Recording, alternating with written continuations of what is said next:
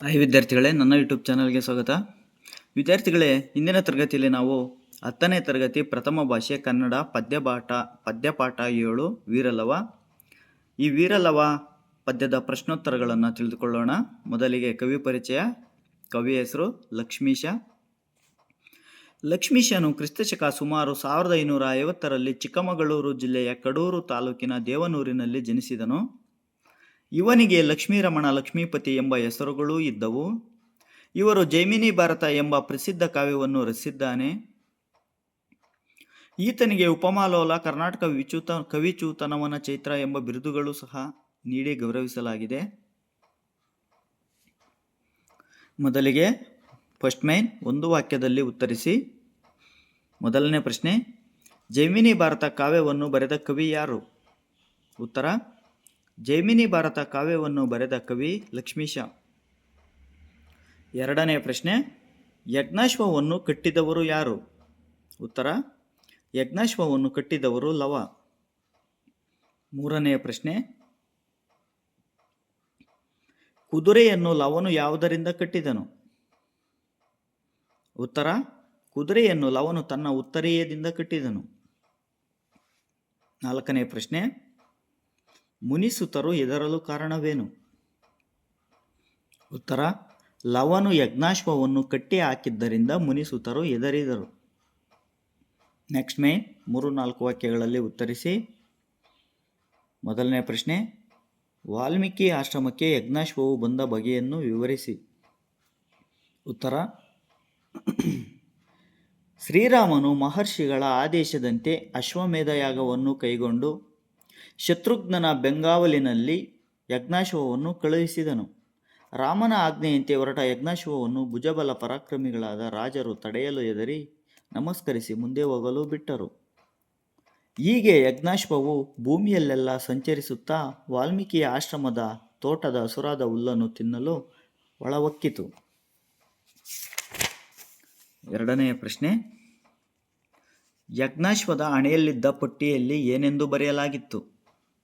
ಉತ್ತರ, ಯಜ್ಞಾಶ್ವದ ಹಣೆಯಲ್ಲಿದ್ದ ಪಟ್ಟಿಯಲ್ಲಿ ಭೂಮಂಡಲದಲ್ಲಿ ಕೌಸಲ್ಯೆಯು ಮಗನಾದ ರಾಮನು ಒಬ್ಬನೇ ವೀರನು, ಇದು ಅವನ ಯಜ್ಞ ಕುದುರೆ, ಇದನ್ನು ತಡೆಯುವ ಸಾಮರ್ಥ್ಯವನ್ನು ಉಳ್ಳವರು ಯಾರೇ ಆದರೂ ತಡೆಯಲಿ ಎಂದು ಬರೆಯಲಾಗಿತ್ತು. ಮೂರನೇ ಪ್ರಶ್ನೆ, ಕುದುರೆಯನ್ನು ಕಟ್ಟುವ ವಿಚಾರದಲ್ಲಿ ಮುನಿಸುತರಿಗೂ ಲವನಿಗೂ ನಡೆದ ಸಂವಾದವನ್ನು ಬರೆಯಿರಿ. ಉತ್ತರ, ಲವನು ಆಶ್ರಮವನ್ನು ಹೊಕ್ಕ ಯಜ್ಞಾಶ್ವವನ್ನು ತನ್ನ ಉತ್ತರೀಯದಿಂದ ಬಾಳೆ ಗಿಡಕ್ಕೆ ಕಟ್ಟಿ ಹಾಕಿದ್ದನ್ನು ಕಂಡು ಹೆದರಿದ ಮುನಿಸುತರು, ಬೇಡ ಬೇಡ, ಅರಸುರುಗಳ ಕುದುರೆಯನ್ನು ಬಿಡು, ನಮ್ಮನ್ನು ಒಡೆಯುವರು ಎಂದು ಹೇಳಿದರು. ಆಗ ಲವನು ನಗುತ್ತಾ, ಬ್ರಾಹ್ಮಣರ ಮಕ್ಕಳು ಹೆದರಿದರೆ ಜಾನಕಿಯ ಮಗನು ಇದಕ್ಕೆ ಹೆದರುವನೇ, ನೀವು ಹೋಗಿ ಎಂದು ಶೌರ್ಯದಿಂದ ಹೇಳಿದನು. ನಂತರ ಮೂರನೇ ಮೇನ್ 8 ವಾಕ್ಯಗಳಲ್ಲಿ ಉತ್ತರಿಸಿ. ಮೊದಲನೇ ಪ್ರಶ್ನೆ, ಲವನು ಯಜ್ಞಾಶ್ವವನ್ನು ಕಟ್ಟಲು ಕಾರಣವೇನು? ಉತ್ತರ, ಶ್ರೀರಾಮನು ಮಹರ್ಷಿಗಳ ಆದೇಶದಂತೆ ಅಶ್ವಮೇಧ ಯಾಗವನ್ನು ಕೈಗೊಂಡು ಶತ್ರುಘ್ನನ ಬೆಂಗಾವಲಿನಲ್ಲಿ ಯಜ್ಞಾಶ್ವವನ್ನು ಕಳುಹಿಸಿದನು. ರಾಮನ ಆಜ್ಞೆಯಂತೆ ಹೊರಟ ಯಜ್ಞಾಶ್ವವನ್ನು ಭುಜಬಲ ಪರಾಕ್ರಮಿಗಳಾದ ರಾಜರುಗಳು ತಡೆಯಲು ಹೆದರಿ ನಮಸ್ಕರಿಸಿ ಮುಂದೆ ಹೋಗಲು ಬಿಟ್ಟರು. ಹೀಗೆ ಯಜ್ಞಾಶ್ವವು ಭೂಮಿಯಲ್ಲೆಲ್ಲ ಸಂಚರಿಸುತ್ತಾ ವಾಲ್ಮೀಕಿಯ ಆಶ್ರಮದ ತೋಟದ ಹಸಿರಾದ ಹುಲ್ಲನ್ನು ತಿನ್ನಲು ಒಳಹೊಕ್ಕಿತು. ಆಗ ಇದನ್ನು ಕಂಡ ಲವನು, ಇದು ಯಾವ ಕಡೆಯ ಕುದುರೆಯು? ಒಕ್ಕು ಊದೋಟವನ್ನು ನುಗ್ಗು ನುರಿಯಾಗುವಂತೆ ತುಳಿದುದು ಎಂದು ಕುದುರೆಯ ಕಡೆಗೆ ನಡೆದು ಬಂದು ನೋಡಿದನು. ಯಜ್ಞಾಶ್ವದ ಹಣೆಯಲ್ಲಿದ್ದ ಪಟ್ಟಿಯಲ್ಲಿ ಭೂಮಂಡಲದಲ್ಲಿ ಕೌಸಲ್ಯ ಮಗನಾದ ರಾಮನು ಒಬ್ಬನೇ ವೀರನು, ಇದು ಅವನ ಯಜ್ಞ ಕುದುರೆ, ಇದನ್ನು ತಡೆಯುವ ಸಾಮರ್ಥ್ಯವುಳ್ಳವರು ಯಾರೇ ಆದರೂ ತಡೆಯಲಿ ಎಂದು ಬರೆಯಲಾಗಿತ್ತು. ಇದನ್ನು ಓದಿದ ಲವನು ಕೋಪಗೊಂಡು ಅಹಂಕಾರವನ್ನು ಬಿಡಿಸದಿದ್ದರೆ ತನ್ನ ತಾಯಿಯನ್ನು ಎಲ್ಲ ಜನರು ಬಂಜೆ ಎನ್ನದಿರುವರೇ, ತನಗೆ ಇರುವ ತೋಳುಗಳು ಇವು ಏತಕೆ ಎಂದು ಪ್ರತಿಜ್ಞೆಯನ್ನು ಕೈಗೊಂಡು ಯಜ್ಞಾಶ್ವವನ್ನು ತನ್ನ ಉತ್ತರೀಯದಿಂದ ಕಟ್ಟಿ ಹಾಕಿದನು. ನಂತರ ಎರಡನೇ ಪ್ರಶ್ನೆ, ಲವನ ನಡವಳಿಕೆ ಮೆಚ್ಚುಗೆಯಾಯಿತೆ ಏಕೆ?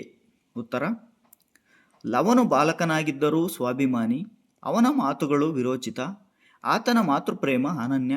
ವಾಲ್ಮೀಕಿ ಮಹರ್ಷಿಗಳು ಆಶ್ರಮದಿಂದ ಹೊರಗೆ ಹೋಗುವಾಗ ಲವನಿಗೆ ಆಶ್ರಮದ ಜವಾಬ್ದಾರಿಯನ್ನು ವಹಿಸಿರುತ್ತಾರೆ. ಇಂತಹ ಸಮಯದಲ್ಲಿ ರಾಮನ ಯಜ್ಞಾಶ್ವವು ಆಶ್ರಮವನ್ನು ಪ್ರವೇಶಿಸಿ ಊದೋಟವನ್ನು ಹಾಳು ಮಾಡುತ್ತದೆ.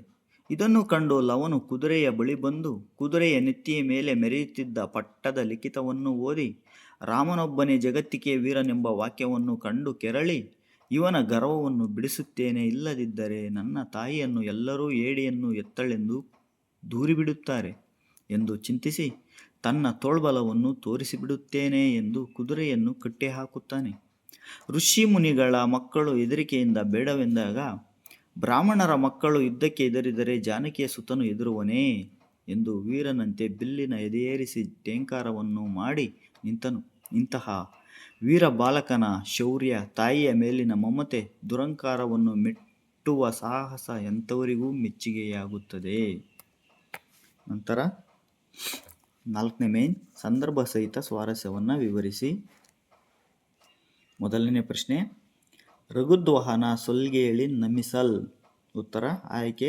ಈ ವಾಕ್ಯವನ್ನು ಕವಿ ಲಕ್ಷ್ಮೀಶನು ರಚಿಸಿರುವ ವೀರಲವ ಎಂಬ ಪದ್ಯಭಾಗದಿಂದ ಆರಿಸಲಾಗಿದೆ. ಸಂದರ್ಭ, ಶ್ರೀರಾಮನ ಅಶ್ವಮೇಧ ಯಾಗದ ಯಜ್ಞಾಶ್ವವು ಸಂಚರಿಸಿದ ಕಡೆಯಲ್ಲೆಲ್ಲ ರಾಜರುಗಳಿಂದ ಅದಕ್ಕೆ ದೊರೆತ ಭವ್ಯ ಸ್ವಾಗತ ಹಾಗೂ ನೀಡಿದ ಗೌರವವನ್ನು ಕುರಿತು ವರ್ಣಿಸುವ ಸಂದರ್ಭದಲ್ಲಿ ಕವಿಯು ಈ ಮಾತನ್ನು ಹೇಳುತ್ತಾನೆ. ಸ್ವಾರಸ್ಯ, ಶ್ರೀರಾಮನ ಹೆಸರನ್ನು ಕೇಳಿಯೇ ಪರಾಕ್ರಮಿಗಳಾದ ರಾಜರುಗಳು ಗೌರವದಿಂದ ನಮಸ್ಕರಿಸಿ ಯಜ್ಞಾಶ್ವವು ಮುಂದೆ ಹೋಗಲು ಅಥವಾ ಮುಂದೆ ಸಂಚರಿಸಲು ಅನುವು ಮಾಡಿಕೊಟ್ಟರು ಎಂದು ಸ್ವಾರಸ್ಯಪೂರ್ಣವಾಗಿ ವರ್ಣಿಸಲಾಗಿದೆ.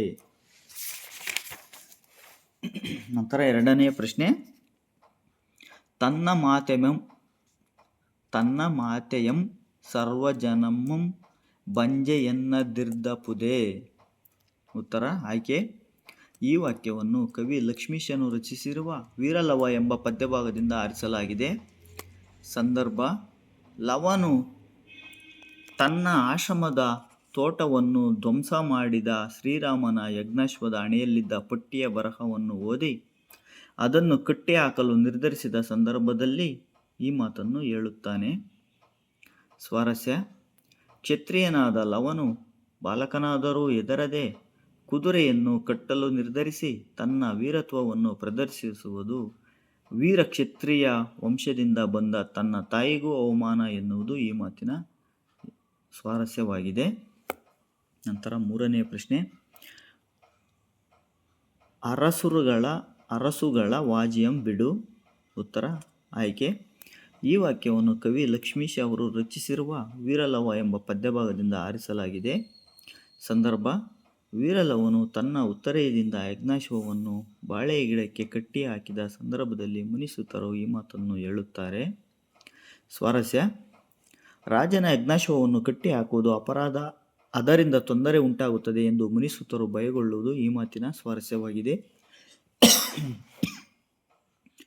ನಂತರ 4ನೇ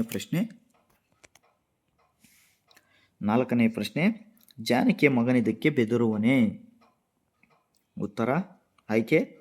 ಈ ವಾಕ್ಯವನ್ನು ಕವಿ ಲಕ್ಷ್ಮೀಶ ಅವರು ರಚಿಸಿರುವ ವೀರಲವ ಎಂಬ ಪದ್ಯಭಾಗದಿಂದ ಆರಿಸಲಾಗಿದೆ. ಸಂದರ್ಭ, ವೀರಲವನು ತನ್ನ ಉತ್ತರೆಯದಿಂದ ಯಜ್ಞಾಶ್ವವನ್ನು ಬಾಳೆಗಿಡಕ್ಕೆ ಕಟ್ಟಿ ಹಾಕಿದ್ದನ್ನು ಕಂಡು ಮುನಿಸುತರು ಕುದುರೆಯನ್ನು ಬಿಡು ಎಂದು ಹೇಳಿದ ಸಂದರ್ಭದಲ್ಲಿ ಈ ಮಾತನ್ನು ಲವನು ಹೇಳುತ್ತಾನೆ. ಸ್ವಾರಸ್ಯ, ವೀರ ಜನಕ ಮಹಾರಾಜನ ಮಗಳಾದ ತನ್ನ ತಾಯಿಯ ವಂಶಕ್ಕೆ ಅಪಮಾನ ಮಾಡಿದಂತೆ ಎಂಬ ಹಿನ್ನೆಲೆಯ ನುಡಿಯು ಲವನ ವೀರತನ ಹಾಗೂ ಧೈರ್ಯಕ್ಕೆ ಸಾಕ್ಷಿಯಾಗಿದೆ. ವಿದ್ಯಾರ್ಥಿಗಳೇ, ಈ ಒಂದು ನೋಟ್ಸನ್ನು ನೀವು ಕಾಪಿ ಮಾಡಿಕೊಳ್ಳಿ ಮತ್ತು ನಿಮ್ಮ ಫ್ರೆಂಡ್ಸ್ಗೂ ಸಹ ಶೇರ್ ಮಾಡಿ. ಹಾಗೆ ನನ್ನ ಚಾನಲನ್ನು ಸಬ್ಸ್ಕ್ರೈಬ್ ಮಾಡಿ, ಲೈಕ್ ಮಾಡಿ. Thank you.